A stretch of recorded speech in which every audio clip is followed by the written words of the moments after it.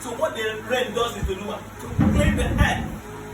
So the earth now be built, in the man, in everything I'm so sana. I don't know what was hitting your life before now. I don't know where you are experiencing it.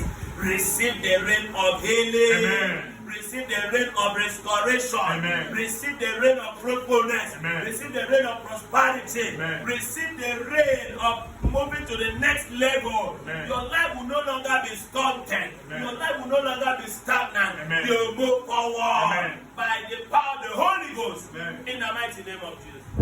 When rain comes, it moves the man forward. Because they say, Lord, drop it. Ayade. Ayade. Ayade. Ayade. Ayade. Ayade. Every Tiarabas. Ayade. Amen. When the rain comes, you move from dropping to overflow. Hallelujah. You move from droppings to overflow. We are going to look at the disadvantage of not partaking of the rain. What are the consequences? The consequences is rooted in that Amos